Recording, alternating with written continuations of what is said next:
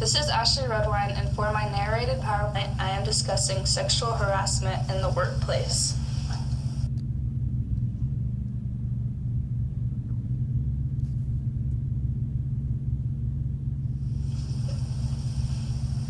To start off, we need to know exactly what sexual harassment means.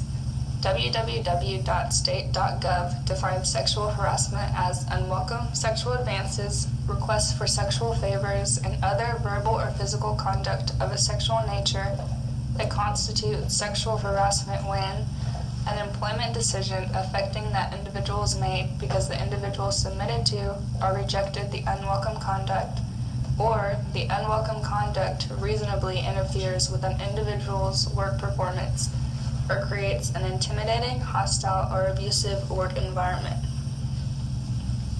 Who can sexual harassment happen to? Many people believe that sexual harassment can only happen to women. This is not true. Sexual harassment can happen to male or female and is sometimes brought upon by the same sex. Sexual harassment can occur between two employees, from an employee to a boss, or a boss to an employee. It can sometimes affect a person's position at the company. If the sexual harassment is coming from the boss to an employee, promotions or raises can be used as bait to get the employee to follow along. How can sexual harassment in the workplace be prevented? Many companies adopt policies to prevent and address sexual harassment.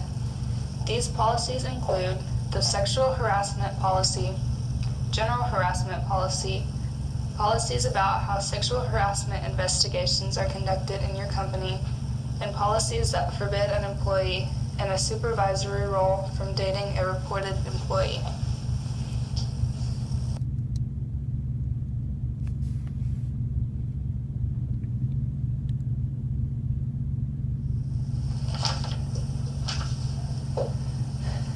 Sexual harassment should be reported right away.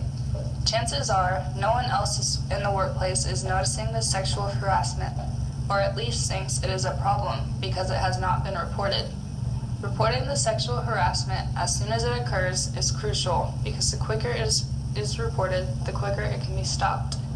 The company needs to know as soon as possible as well, so they can take the correct actions to handle the situation. Reasons why sexual harassment is not reported. There could be many reasons why someone would not report sexual harassment. Maybe they are embarrassed that they are in the situation to begin with. UMN.edu says that the main obstacle to understanding the true prevalence of sexual harassment and to combating the problem is low incident of reporting. They go on to give 3 reasons why they believe sexual harassment is not reported. The first reason is because they believe no one will do anything about the situation. The second reason is because they are afraid they will be blamed for the incident. And the third reason is because they do not want to hurt the harasser.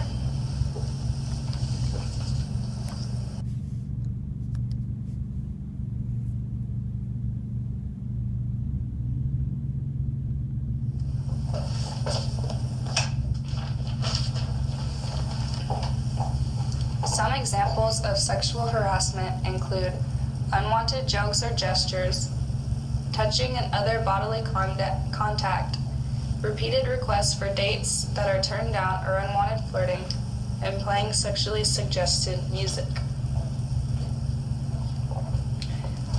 Though these are the most common sexual harassment charges, they are not the only ones that exist. Everyone has a different perspective on what sexual harassment is, but just because someone else does not believe something is sexual harassment, it does not mean it isn't sexual harassment to you.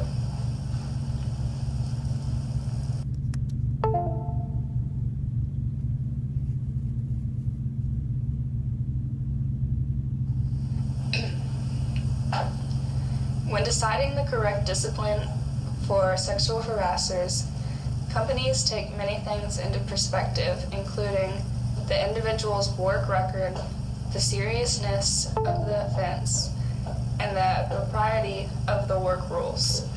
The three biggest disciplinary actions that are usually taken are dismissal, reprimand, or suspension. These disciplinary actions may seem minor to some people, but like I said before, they look into the seriousness of the situation. And if it was bad enough, there could be more serious legal actions that are taken.